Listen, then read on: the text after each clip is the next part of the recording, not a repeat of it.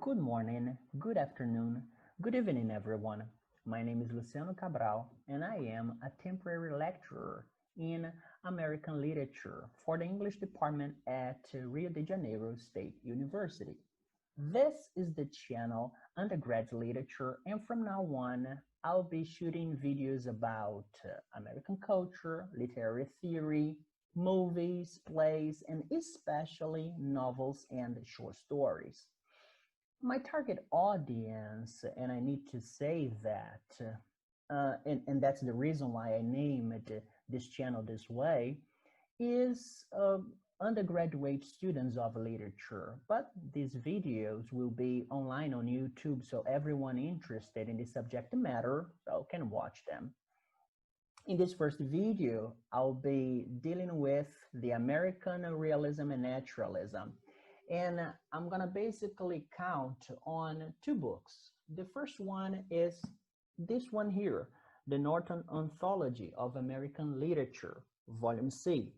And the second one, and I don't have the actual book here with me, is a book published in 1995 by Pizer entitled The Cambridge Companion to American Realism and Naturalism.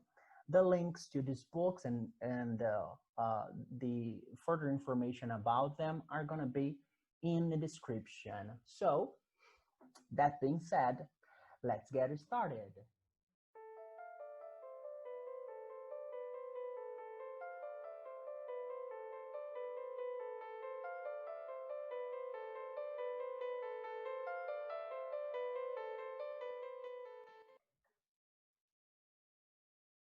Realism and Naturalism in the U.S. Literature Between Wars. I've called this first lecture Literature Between Wars because when you think of realism and naturalism in the U.S., we usually think of a literary period, a historical period, not only literary, obviously, a historical period ranging from the Civil War, the American Civil War, from 1861 to 1865, to the World War One, and from 1914 to 1918. And I would like to start off with some problems raised by PIZER in his book, The Cambridge Companion. And in his book, he mentions three problems of definition when it comes to realism and naturalism. And I'm going to quote the first one, and then we're going to talk about each of them, okay?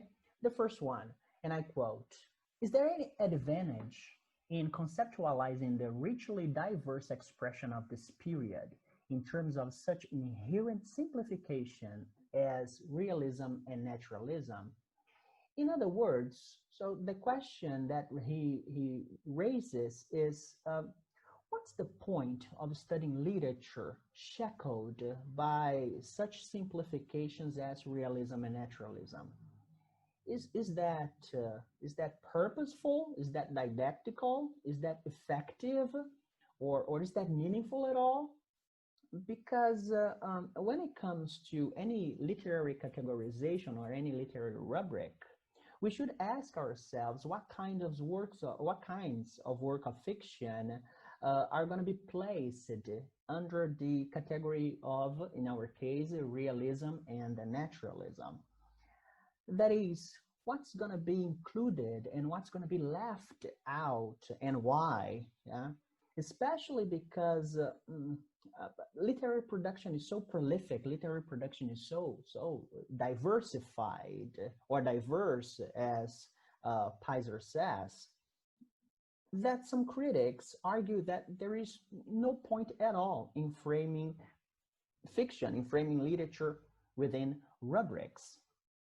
The second problem that he raises is, and I quote, "The attraction for many theorists of a deconstructive stance has bred skepticism toward interpretive enterprises that posit such communities of belief and expression as those subsumed under the headings of realism and naturalism." And here, PIZER mentions the problem of interpreting literary writing, literary production based on pre-established categories. Uh, that is to say, we say that such and such history story falls under realism and naturalism, and there's nothing else to say about that production. And the third problem of definition, and I quote, recent scholars of a new historicist bent have tended to discount traditional historical divisions in the study of American literature on the ground that they obscure underlying ideological similarities present in all American writing since the Civil War. And here Donald PIZER says that some critics argue that it may be wrong to think of American literature in terms of movements and periods, since we may find the realist elements even in contemporary fiction. So, but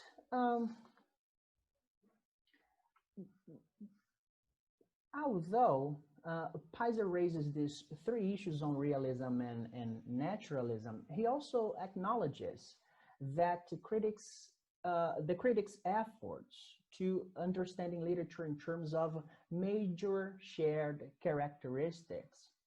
So he claims that there is a certain positivistic or humanistic faith in understanding. And one of the ways to grasp what's going on around us is pointing out what's common, what belongs to many.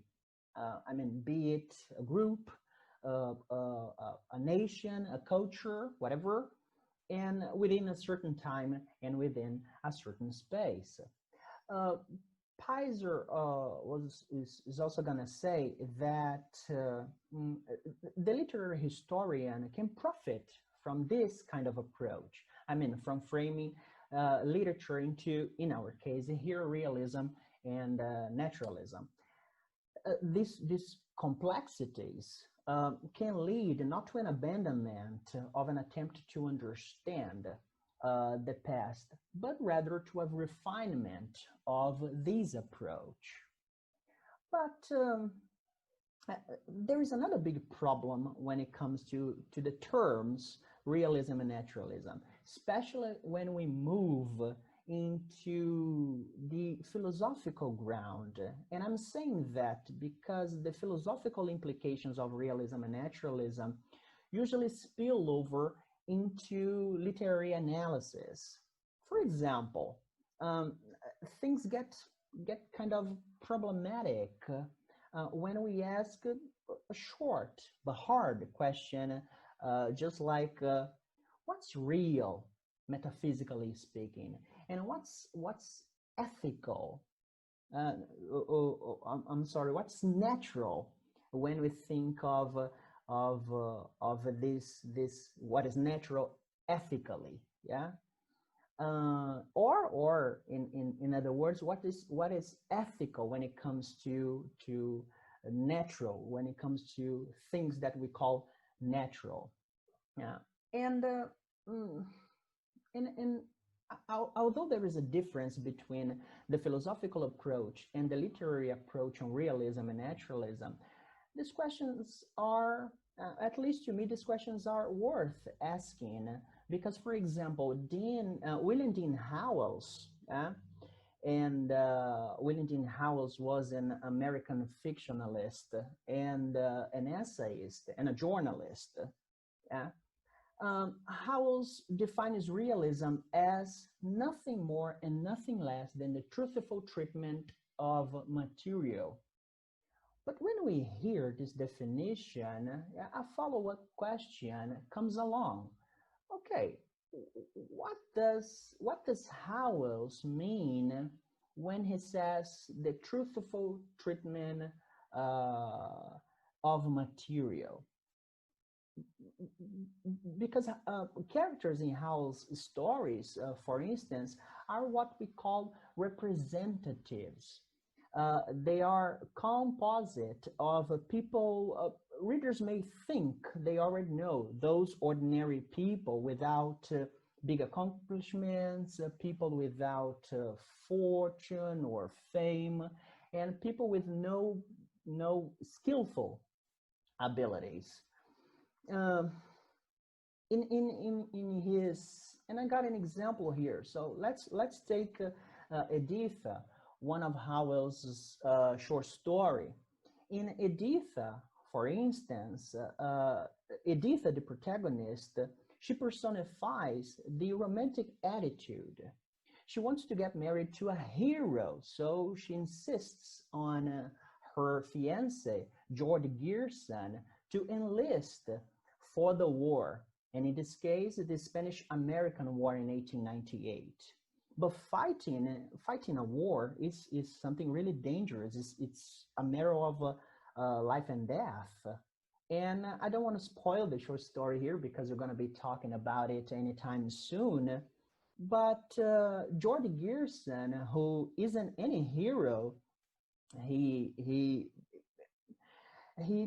doesn't he enlists for the war, yeah, not because he's a patriot or because he's a fighting kind. He does so because Editha wants him to do so, and also because he's drunk. But this is yet another story. When you think the truthful treatment of material is something else when you think about Henry James' stories, for example. Let's take Daisy Miller. Daisy Miller, not only, but especially in Daisy Miller, James hoped to convince his readers, and most of his readers were middle class. James hoped to convince his readers that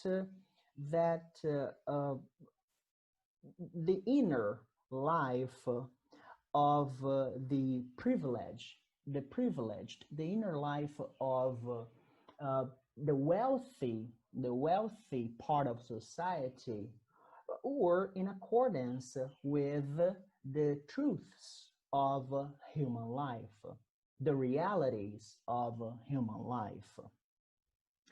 And there is another example, an interesting one, when it comes to truthful treatment of material, because for Mark Twain, yeah, and we can see that especially in Huckleberry Finn and The Adventures of Tom Sawyer, also many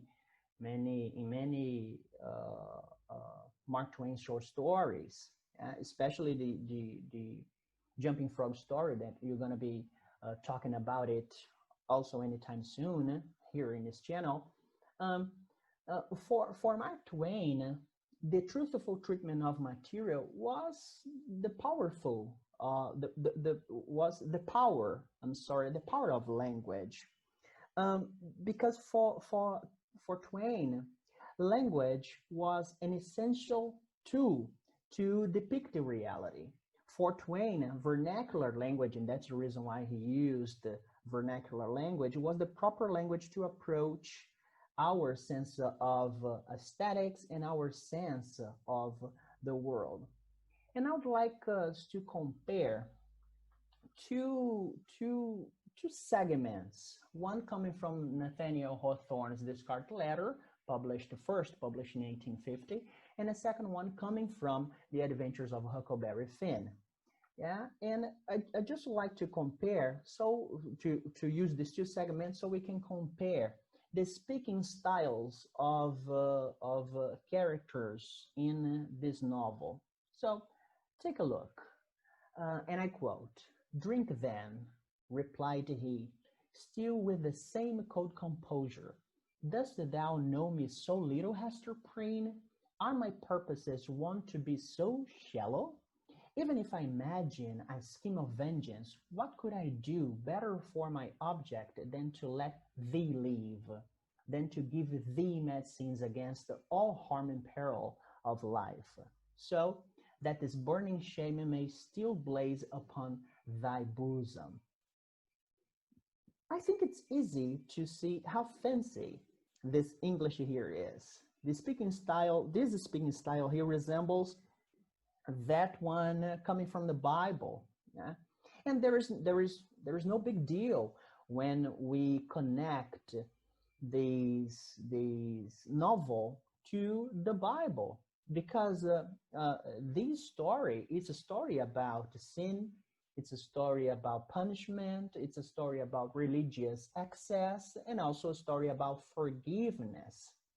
But in reality, nobody speaks this way. So let's take a look at the second segment coming from the Adventures of Huckleberry Finn. And I quote, "I couldn't stood it much longer. Then for an hour it was deadly dull, and it was fidgety. Miss Watson would say, 'Don't put your feet up there, Huckleberry, and don't scrunch up like that, Huckleberry. Set up straight.' And pretty soon she would say, 'Don't gap and stretch like that, Huckleberry. Why don't you try to behave?' Then she told me all about the bad place, and I said I wished I was there. She got mad then, but I didn't mean no harm. All I wanted was to go somewheres. All I wanted was a change. I weren't particular. She said it was wicked to say what I said she wouldn't say it for the whole world.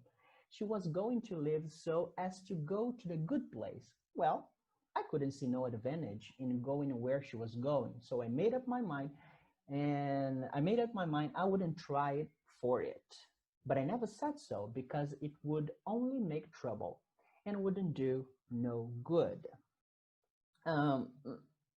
If you take this card letter as a romantic novel, as we usually do, yeah, we may overlook that fancy language, because for romantic writers, reality was not an issue at all. However, when it comes to realist writers, yeah, to be as close to reality was to mimic the spoken language. The spoken language used by ordinary people, just like Huckleberry Finn. Yeah, and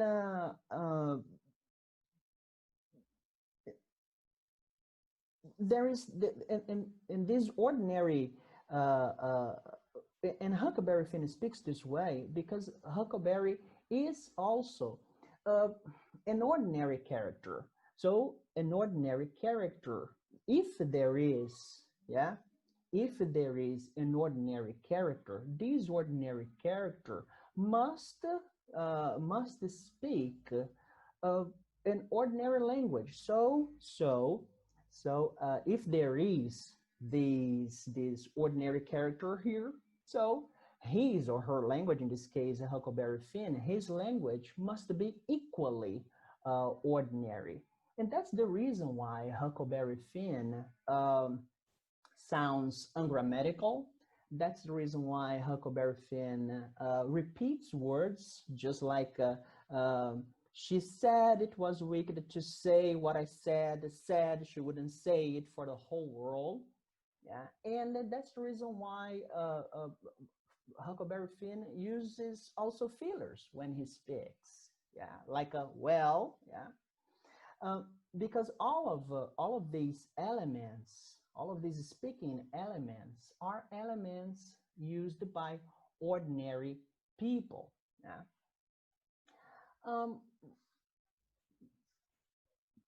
This kind of writing, this kind of realist strategy was new to American literature.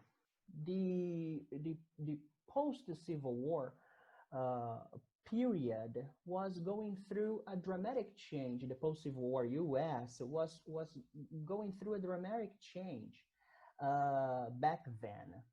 And I would like to list some of these changes going on at that time. One of them is the political issues. Yeah, in 1865, Abraham Lincoln was assassinated and was succeeded by Andrew Johnson. Andrew Johnson is going to be ironically mentioned in sarcastically, if you will, sarcastically mentioned in the Jumping Frog story by Mark Twain. And dramatic changes also in new technologies. Alexander Graham Bell invented the telephone in 1876, and Thomas Edison invented the light bulb in 1879. There is also changes in new science. Charles Darwin published the Descent of Man in 1871, and we cannot forget that in 1855 he published The Origin of Species. Another change is on new social paths. The 13th Amendment passed in 1865, abolishing slavery in the U.S. In the same year, Frederick Douglass delivered a speech, and a famous speech, What a Black Man Wants. And he was claiming, in this speech, he was claiming basically for equality. And the next year, Ku Klux Klan was also founded. And the last dramatic change I can think of is changes on new economic paths. Karl Marx, for example, published in London his book, The Capital, in 1886. And the economist Henry George published Progress and Poverty in 1879. In his book, George tries to understand the reason why there is poverty in a world despite widespread advances in technology, and also he tries to understand why economies rise and fall, why economies go up and down from time to time. And the last example I have is Charlotte Perkins Gilman, who published the book Women and Economics in 1898. And in her book, she claims that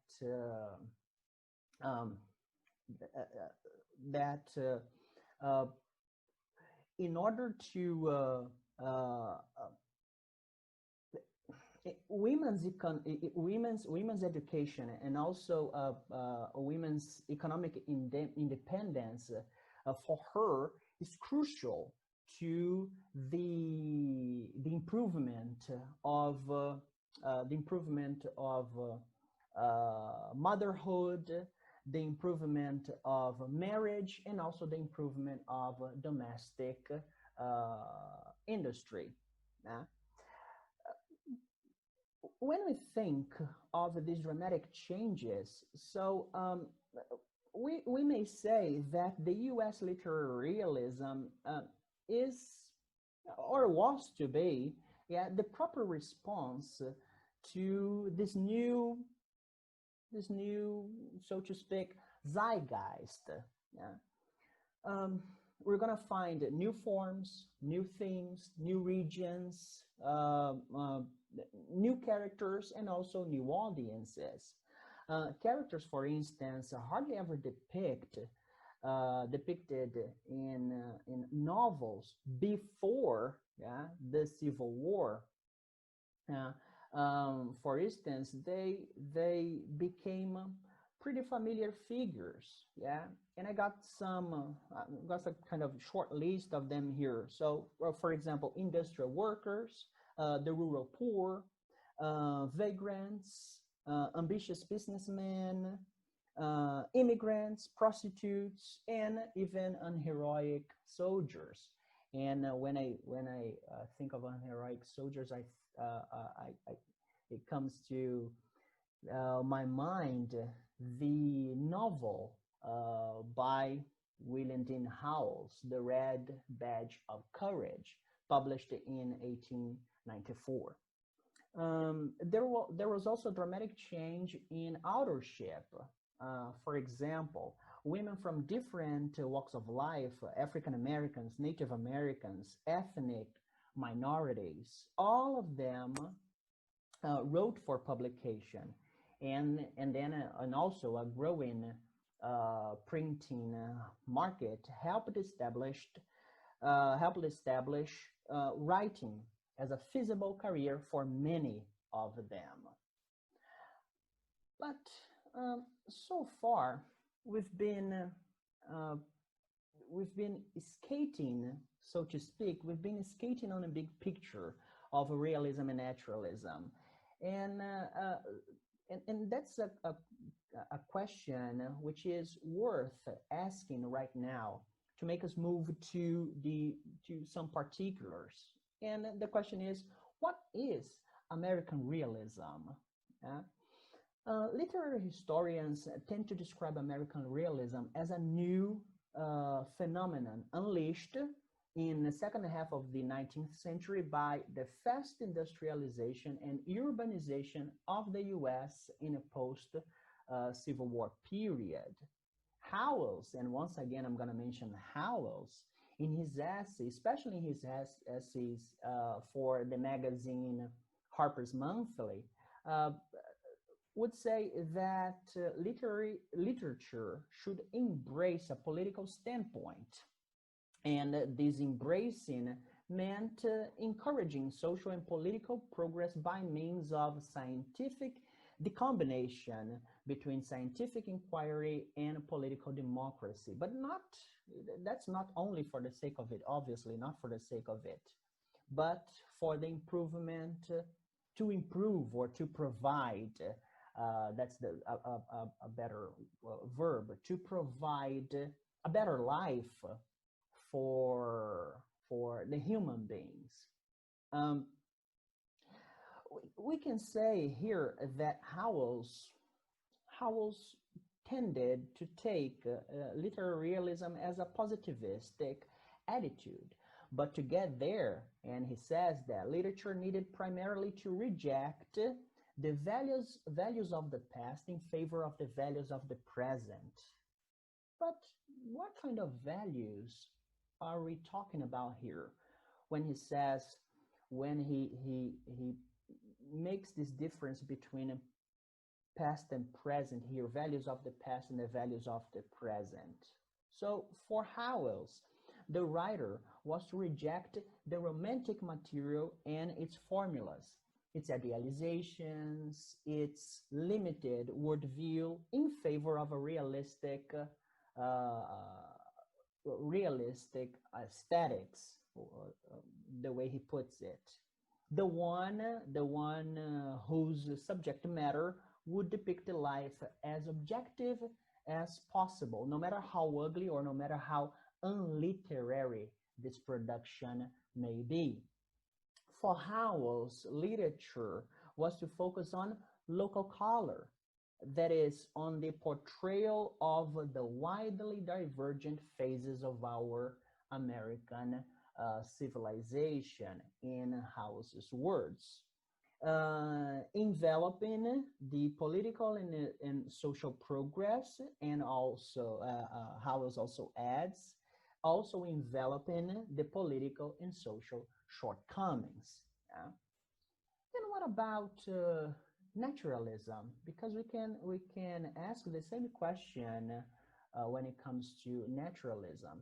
In this case here, I'm going to mention Frank Norris. Frank Norris, who was a fiction writer and a journalist, just like Howells. And Frank Norris, he turns the screw just a little bit further, yeah, and says that naturalists must avoid the teacup tragedies, yeah, of Howells' realism, and cope with something bigger, something more relevant and meaningful. And that is the irrational and primitive in human nature. And he goes on, and I quote, "The unplumbed depths of human nature and the mysteries of sex and the problems of life and the black unsearched penetralia of the soul." Literary naturalists would write about human life shaped by forces beyond human control. For them, their viewpoint was truly realistic, while Howells's viewpoint was nothing but a way to predefine literature or to predefine reality. Yeah. In here, it's worth mentioning Charles Darwin, The Origin of Species and the Descent of Man, because these two books largely contributed to this kind of literature, this naturalist literature. In these books, Darwin theorizes that human beings developed from non-human forms of life, struggling to adapt to these changing environmental condition. And what's also interesting talking about right now here is that Darwin's theory was applied to the social world by the English philosopher Herbert Spencer. Spencer was the one who coined the expression the survival of the fittest. It was not Charles Darwin, it was Spencer who coined this expression. And what is also interesting, that this idea of the survival of the fittest was enthusiastically welcomed by some American businessmen. For example, Andrew Carnegie, a tycoon of a steel industry, he argued that unrestrained competition was similar to the law of life and to the idea of eliminating those unfit, those unadaptable to the new economic order. And we're about to finish our lecture here, but before we come to an end, I would like to quote. I would like to show you a quote from Jack London's The Law of Life. And The Law of Life is a short story we're going to be dealing with here too, yeah, in this channel. And The Law of Life is a short story exemplary of the American naturalism. And in The Law of Life, the Native American Koshkush, the protagonist, he is left behind by his family and also his tribe to die in the woods. He's left behind because he's too old to keep moving, he's too old to hunt and to fight, and that's why he's no longer useful. And there is a moment that Koshkush is in the woods, and he thinks, and I quote, "Nature did not care. To life she set one task, gave one law. To perpetuate was the task of life. Its law is death." It's interesting to notice that this thought suggests a deterministic view of life, in which nature becomes something unalterable, becomes something inflexible, no matter how many different choices we have made during a lifetime. Koshkush belongs to an old generation and needs to be replaced by a new one. Being left to die is the only choice left for him, if we can call it a choice. And deterministically, this is the only choice left for him, even if he tried to fight those hungry wolves surrounding him by the end of the short story. And that's it. Yeah, this is all I would like to talk about the American realism and naturalism. Thank you for watching this video and see you next time.